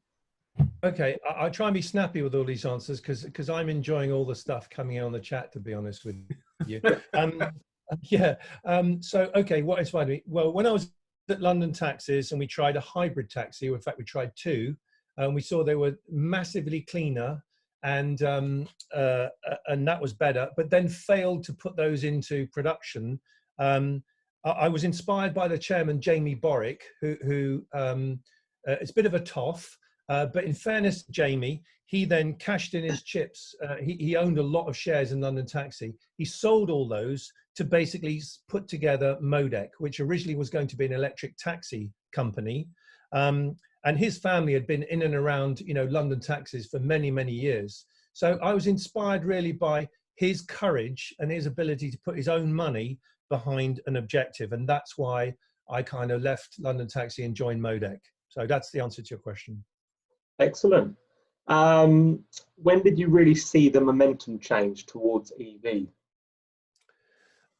Well, to be honest with you, I don't think it has yet. And picking up on a couple of points that's just been made, I think the momentum now is with commercial vehicle fleets, particularly delivery trucks and vans, and I hope taxis and buses too. So commercial vehicles. Why do I say that? Well, when was the last time you heard of anybody order 10,000 of something? So, UPS ordering 10,000 arrival delivery trucks, and you've got then Amazon ordering 100,000 Rivian trucks. Where's that happened before? So I think these massive companies ordering huge numbers of electric vehicles for deliveries is a precursor to everybody doing it. Because zero emission zones in cities will dictate that they have to. It's not even a choice. But as a quick one on I know a little bit about Arrival. Arrival were very clever. They went to UPS and said, "Tell us what you want." So the "tell us what you want" was, how much must it cost? What can it deliver? How long does it last? And then they engineered, almost reverse engineered, a delivery truck to give UPS, this customer, exactly what they wanted. And this is now why I think we're seeing the word eco fit into economic, because the proposition for electric trucks, especially in that example with UPS and Arrival, is because they're not just better, they're cheaper. So I think we're now at the tipping point for a mass adoption of commercial electric vehicles. Passenger car is going to happen in a different way, in my opinion.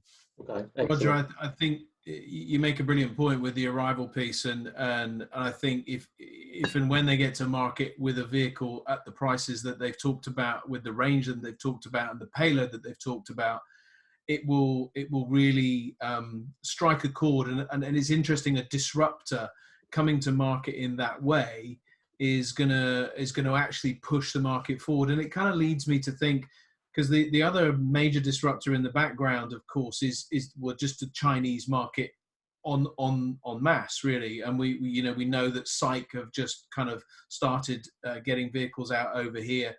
Do you see the Chinese market really influencing the UK and Europe more widely? Do you see those really giving a challenge to the local OEMs? Yes and no. I think strategically, absolutely yes. Because if a European OEMs or American OEMs, whatever, just sit back and watch this massive investment and incentive from the government to trigger a nascent industry, which then progressively could well overwhelm and take over the rest of the world's auto industry, then that would be a huge mistake. In terms of seeing electric vehicles here in any number from the Chinese, I think that's at least 3 to 5 years away. I think because they build for a domestic market, they know their market and do pretty well with it, but it's very coordinated and government-led. And so I think we have to be very wary of it as an auto industry. And we haven't seen NIO arrive in Europe yet, for example. XPeng reckon they're going to come to Norway, I think, next year. So some of the car brands are there. And as you say, SAIC with the EV80, the EV30, they're pretty good products. But look at the origin of those, Paul. They're British, aren't they? They're you would argue, yeah. Yeah, exactly. the question overall is, yeah, it's a big threat strategically, and I don't really want to say it, but you've asked me, and we're having a open conversation in this discussion. I think post-COVID, people will have almost, how can I put it? I think it'll be a backlash against a lot of Chinese stuff. In my honest opinion, unfairly, but I do think this is going to happen. I think people are going to feel like, this was the Chinese fault. This was, and it isn't. That's a very ignorant opinion. If you, for example, read a book like this is called Spillover. This explains where viruses come from and how they work and what it's all about. So it's very, very simplistic to just say, well, it's all to do with China. It's not. But having said that, I do think it's going to push back brand China in many ways for a couple of years, because of all this. So, sorry, I've tried to be succinct, but I rambled on a bit. That's good. Okay. So I have another question for you. I know we've touched upon it earlier. You hear a lot of FUD news stories. For those that don't know what FUD stands for, it's fear, uncertainty, and doubt. One of the kind of noise in the background, I know we touched upon it before, is the upstream supply of materials. I know a lot of people say about we're going to run out, the kind of mining of cobalt and stuff like that. I just want to get your opinion on, as an overall view on it. Because my understanding is that from LG Chem's point of view, a high 90% can be recycled of a battery, and according to a lot of people, that you can get lithium out of the sea if you need to. So I don't know, just your opinion on that, really, Roger, please. Okay, well, I try to shape and form my opinion not from anything I know, it's from the people that I know, and clever people like I mentioned, Benchmark Mineral Intelligence, and another company called Renault. They both forensically analyze all of this stuff. So take lithium, for example. Lithium isn't just lithium. There are different forms of lithium. There are only a handful of countries in the world that have it, and a small number of companies that produce it. And in all of that, what you have to have for batteries is what they call automotive grade lithium. In other words, it's got to be of a quality that means it's safe and that you don't have the thermal runaway, the thermal incident stuff that can happen with lower quality stuff. The simple answer to your question is we have a problem. We absolutely do in terms of the supply chain, because the mining industry and the automotive industry have not had a traditional relationship. Of course they haven't, not really. And so this is all pretty nascent. Again, and I'm not a Tesla fanboy, I am absolutely not, but the one manufacturer that has been intelligent in developing relationships with mining operations and that whole, upstream and downstream thing, the whole holistic thing, has been Tesla. Tesla and now Volkswagen are pretty much copying them in many ways. They are looking at buying battery companies, buying up the supply chain into some of the mineral providers, some of the mining companies, because if you don't, then you can't secure supply, and come to a pitch point. So yeah, there is a danger. We have an issue with it, but I think in general terms, we're okay. Okay. I want to do 4 more minutes on this, on sort of firing off some question round. Paul, have you got one? Yeah, I got. So one of the things we thought about, because this is a great platform to get out a message to people, and we thought, Roger, that maybe you might want to give one single piece of advice that will be taken to manufacturers, OEMs, if you could, and it wouldn't result in their financial ruin, i.e. they completely change their business model.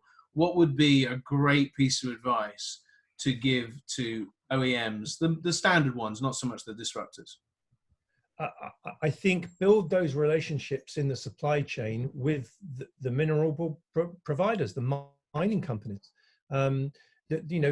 This is the new world. Electrification is happening. It is now, it's unstoppable. And therefore, maturing your supply chain experience and knowledge and relationships with that world of where we are with current battery production, the current battery chemistry, and where we go with that. I mean, put it very simply, just and I hate to say it in one way, but just look at what Tesla's done. Look at what they're doing. You know, they are ahead of the game in so many aspects because they've looked at the world holistically. And you know, the auto companies haven't. I mean, and again, quickly going back to the point about what happens next, the supply chain for electric vehicles is much less complex and much easier to put together or dismantle, but much better to reassemble and redefine perhaps more locally going forward than ever the internal combustion engine supply chain is. The bill of materials for an internal combustion engine is incredibly complex and global. It's much less complex and a bit less global for EVs. And that's why the OEMs, I think, will pick up and run with EVs faster, ironically, after this event than perhaps before. Thank you, Roger. Thank you. Hope so. Before we go back to the mailroom, I just have two really short questions for you, Roger. What would you consider as your major achievement in 15 years? That I'm happy. That I like my job. I like what I do. Brilliant. That's good enough. Second question, most enjoyable electric vehicle that you've driven? That's easy. The Twizy. Yeah. Yeah. Love Just the stage. stating the record, Johnny knew that answer. He paid him to say I that. didn't pay him. Didn't pay him. I haven't. I know. I'm sorry. It's crazy. I just love the fact you can only get 2 people in it. I love the fact that most of them don't have any windows in. I love the fact that I really must, you know, invest in one because I think it's a wonderful piece of technology. I know it's a quadricycle. I know it's not an electric car. And one of my favorite moments was when I worked at Ricardo. Renault UK kindly enough lent us one for a couple of weeks, and I made all these people that had never been in an EV in their life come out and sit in the back. And there were, half of them were crapping themselves, but once they'd been out in it and loved it, the acceleration, it was like this glorious little go-kart, upright go-kart. The number of people that wanted one, it was untrue, but yeah, so it's the Twizy. Thank you, Roger. Thank you. Just going back to the mailroom. So we've got about 15 minutes, which I'd like to get the audience to ask us questions. And then if there are any unanswered questions, we'll stick them in the EV Café group for us the chance to answer them offline, which I hope that, Roger, you'll play a big part in that group, if you don't mind. Yeah, sure. So back to the mailroom. Yeah, so there was quite an interesting question came up in the chat box. With horrendous financial pressure society is currently under, and for the next few years due to the lockdown measures, so on and so forth, will this produce new financial principles to fund a motor vehicle? Is the deposit plus 36/48-month commitment term dead in the water? And are subscriptions going to be the way to access a vehicle, specifically zero-emission vehicles? So do we think we're going to be moving more towards a subscription model or continuing with traditional finance? Well, I was going to ask Paul to answer that, but he's still eating. So, What's your thoughts? Little bit. What is this? I haven't had anything to eat, and you guys, it's almost like this is a cafe. Come on. It's a cafe. You said at the beginning, oh, look. Oh, yes, please. I'll take that cupcake. That looks Nice cakes. But subscription homemade. services, I'll turn my brain off food and think about work for a sec. So subscription services are an amazing opportunity for people to change the way they digest things. So we already have subscription services for our TVs. Who buys DVDs and CDs? No one. The 90s called. Come on, now's the time to be more modern. So everybody just needs to pay a monthly fee. We want to know exactly what's going in and out. And as our pennies are pinched and our pockets get tighter, then I feel like people are going to need to know exactly where they stand with their finances. They're going to want subscription plans that they can definitely afford, even if they lost their job in the next few months, heaven forbid. And if you're a subscription service, then you can stop that subscription if you need it. Now, I would have definitely done that when I my car, but I foolishly paid cash for it and now have a very expensive asset on my driveway, which I need to find a way of sweating. So I'm going to register it for a sharing scheme, which means that people in my village who may want to go into Bristol, where there will be some kind of clean air zone fine service, then they can borrow my electric car for less than they would pay for them. I'm not doing anything with it because I tried to, even though it's 20 miles each way, I tried to find an innovative way to get to work and back. So this is about changing, once again, the way we view things. And I think that the manufacturers won't be dead in the water. They just need to think about ways of freeing up assets to be rented or loaned or pooled. And we know that COVID-19 has had a real knock on people wanting to share, but this isn't about sharing, it's about having and giving back. You have a rolling subscription for a month, you swap it out, 6 months, 1 year. But I agree, 48 months, what really put me off leasing, because I just thought, I'm one of those people that gets bored. I'm not going to want that car in 48 months. So yeah, I'd like to have a bigger, quicker turnaround. People digest things much quicker these days. Thank you, Sarah. Any more questions then, Matt? Yeah, there's a few still left. So Will Burgess has asked Roger, what would you say is the main hurdle to overcome with bidirectional wireless charging? Does this lie with the OEM, the charging manufacturer, or the installer? I think it's the existing infrastructure. I think it's, the domestic, housing, existing housing stock was never designed to work, in that fashion. So I think it's a big problem. I think we'll see it in commercial premises and at people's places of work, because they are typically more adaptable, fresher kind of building stock, etc. So I think we'll see it, but in modern housing where they're being pre-equipped with some of this stuff, that's fine. But talk to any electrician, and the moment you get it over kind of 7 kilowatts sort of charging out of a domestic property, you're starting to have challenges. And if you start trying to whack it back the other way, even more challenges still. So yeah, I would say that's the case. Oh, there's a cake, by the way. I just thought I'd put a picture of the cake. And Sarah, by the looks of it. Yeah, sorry. Sarah must have been talking at the time. Yeah, sure I was. I wanted to show her the cake. So Gordon Barr asks, when does the panel think EV will be on par with ICE equivalents in terms of whole life costs and choice of products? Last year. There you go.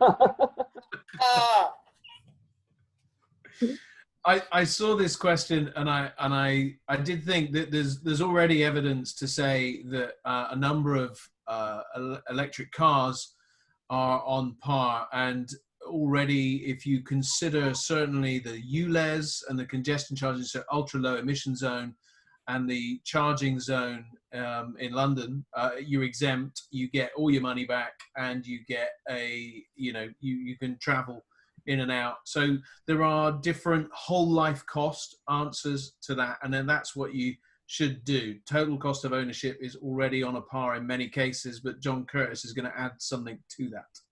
It's really dull, I'm sure, but I was always very impressed with Mitsubishi and how they priced their electric version of the Outlander, or the PHEV, with the diesel and petrol. And I thought that was absolute genius, because then there was no real reason not to do it. Mm.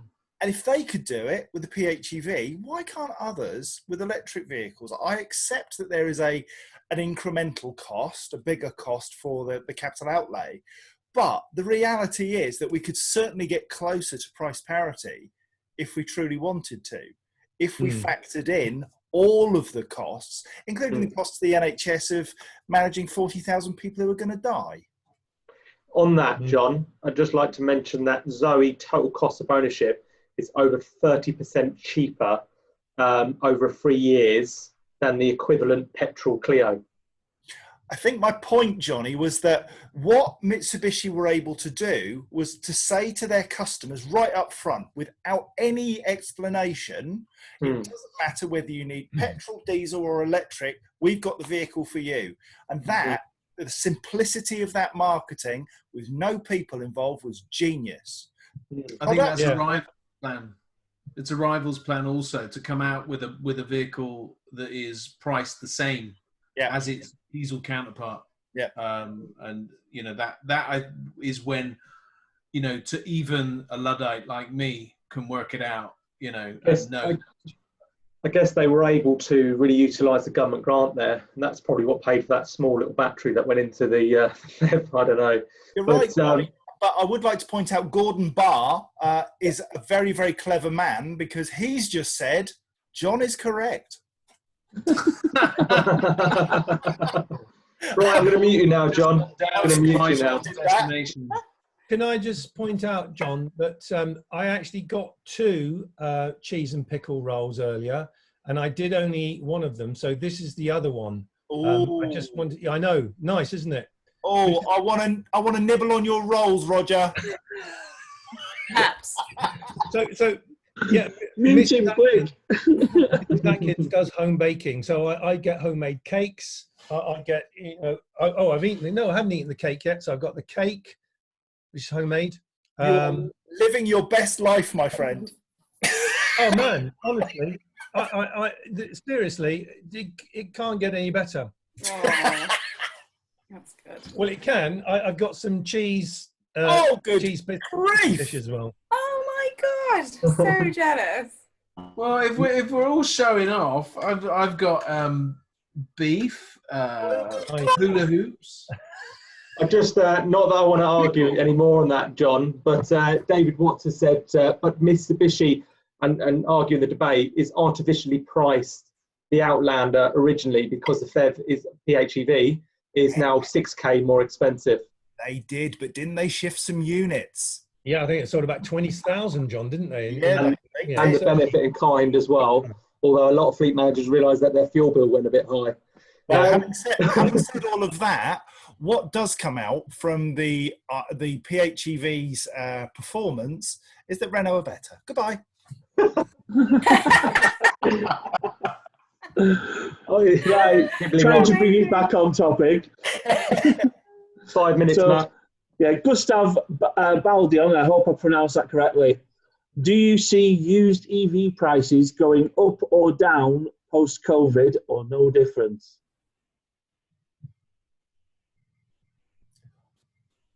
No Well, one that's wants going to to tackle depend that on one. the supply chain, isn't it? If there's plenty of vehicles coming forward, like if everyone's following Renault's lead and getting production lines up and running, then great. But if we're facing a huge glut of availability, then we're going to be looking all around to see what second-hand ones are available. So it's a bit of a balancing act, that one. Everyone just needs to buy electric bikes in the meantime. Yeah, I agree with that. I do. It's a very good point. I think electric bikes, I think a lot of two-wheeler stuff in general, motorbikes, etc.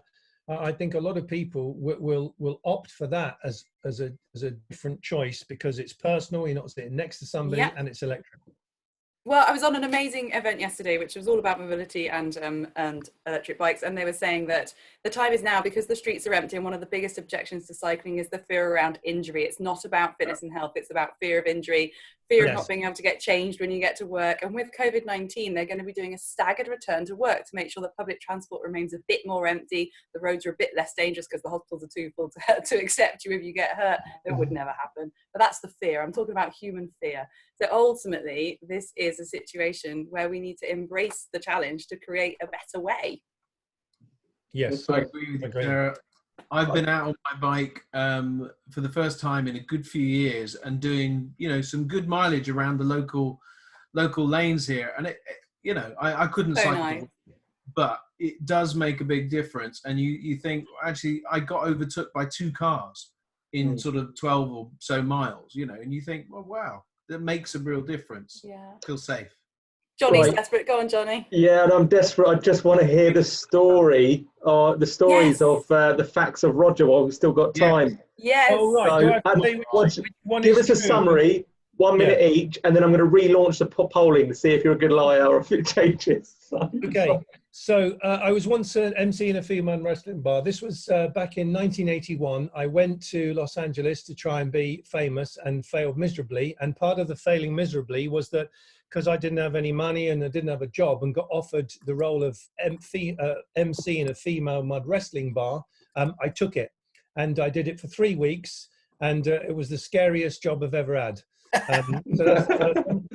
Second one, my first EV was, well, who wouldn't have had one of these amazing cars that came out? They were really wonderful. I know Robert Llewellyn had one as well at the same time, and just a nice little car. I mean, it just did what it needed to do. It wasn't big. It wasn't, stunning in one sense in terms of range or whatever, but, we're talking a good while ago now. Okay, so that's second one. Third one, I once performed backstage at the Albert Hall. This was actually for the blues musician B.B. King. I happened to meet B.B. King. And so in the performance was I had written a poem for B.B. King, and I read the poem to him backstage at the Albert Hall, and he sat down and it was very nice. I'll give you a quick excerpt of it. How does it go? Your life reads like a rainbow, stretched from Memphis, Tennessee, across all the mighty mountains and all the mighty seas. A life so full of color. Blues guitar in 46 from Howlin' Wolf and Booker White. You learned to play your licks. $12 a night was all you're on. Then WDIA. Get Pepticon to be on song. The sponsors had you say. Bill Harvey's band on Beale Street. The 50s on the bus. You ain't just knocking doors down, man. You're making such a fuss. The Rolling Stones and Clapton lit their candles from your flame. Sid Seidenberg then comes along and things, and it went on and on and on like that. And at the end of it, he said, thank you. At the end of it, he said to me, Raja, if you was a lady, I'd ask everybody to leave the room. I really hope that story's true. Okay, so that's, there you go. So results are in, and we think the I'm Evil's a lie. That's very astute. Correct. That's absolutely true. I was an MC in a mad wrestling bar, and I did recite a poem to B.B. King. Wow. Brilliant. Wow. Brilliant. Love that. Wow. So we've got a few minutes left. I just want to say, as always, just want to finish off by saying that on behalf of the panel and, of course, our esteemed guest, Mr. Atkins, that we really do appreciate those of you that have taken the time out today to listen to us ramble on, especially those that have returned, the loyal attendees. Any feedback for future cafe sessions, we are open ears. We'll always welcome them. And just to give you an insight for the next coming weeks, we've got a cafe session on EVSE, infrastructure and associated renewables for next week. And then on the 13th, a CV special, which Paul's going to be glad to know. And that's in lieu of the CV show cancelling. And maybe we'll be able to communicate some news from Group Renault as well. Roger, it goes without saying from us, we really enjoyed your time on the call today. And I know you've got to go away 2 o'clock sharp for another webinar. But if you want to be involved, and this really does go without saying, if you want to be involved in future EV cafes, then I think we can all speak. I can speak on everybody on this call that you'd be more than welcome. It's been a really, really insightful couple of hours, and it's gone really quickly for me anyway. Yeah, well, no, the feeling is mutual, and genuinely, I say what I said earlier. The fact that you are embracing everybody who's in the chat, as well as the things along the top here, this is what makes this a very nice way of, spending a couple of hours, and it's useful information. So, no, well done you for putting it together, guys. Thank you, Sarah. Thanks. The rest of you. Excellent. I can't remember the names. Matt, if I can ask you after this just to put all those questions together, and then when we open up the cafe group on LinkedIn, you can put those questions that were unanswered, and also those that are still on the call. There's quite a few of you still. If you have any more questions, then feel free to put them on the cafe, and hopefully Roger's got a bit of free time. He can answer those questions for you. Anything else you would like to say, Sarah or John or Paul, before we end? Just a huge thanks. Don't stop with the positivity. Keep going. This is a hard time for everyone. So if you can find a piece of your puzzle to click into place, click it. Nice. I just think from me, to reiterate what Johnny was saying earlier, whilst this is the Renault EV Cafe, it is your cafe, guys. All you people that attend and are attending, we're putting this on for you, and we really, really will appreciate your feedback over the next few weeks, just to see how we continue this on and how we can make this work as we all start returning back to normality. And they've let me out of the basement, Simon. Johnny, Yes. what's the maximum capacity on this platform? It's now 500. Okay. So, I have a question. We have 62 participants. yeah. Could every single one of us that's on this call bring a Doubting Thomas with us next week? Nice. Because You do, John. I think we are in danger of talking to ourselves, and Yeah. that's a great thing. But part of our role, surely, is to be out communicating what we know to those who are learning and want to discover. So bring a Doubting Thomas. Let's have some hard questions, and let's see if we can convert a few people to a better way of life. EV skeptical, EV curious, those kind of people. Lovely. Brilliant Absolutely. idea. Great one. I just Sorry, wanted to I've got say to go that, now. oh, Yeah, sorry. bye. Thank you, Bye. everybody. Roger, thank you. Bye, It's been a Roger. pleasure. Thank Coming. you. See you, buddy. Cheers. I just wanted to add, absolutely, I was waiting for a moment to reiterate John's point. It's perfect. Yeah. You said it far better than I did, mate. So bring your Doubting Thomas. Let's be evangelists. But bring people that don't know, because there was one or two people in the comments that you saw. Yeah, they're coming from a place of being curious. No skeptics yet, really. Yeah. Be nice to get a couple of skeptics to kind of stir up the debate a bit. But really appreciate all the comments and the time that people have spent to interact with us, because we definitely get a lot of energy from those questions and from one another. So thank you to the rest of the group, the team on the panel, and also to everybody in the chat box and on the webinar, whether they're chatting or not. And on that note, it's a goodbye from all of us at the EV Cafe. Until next time. Bye, everyone. Dude. Bye. Bye all.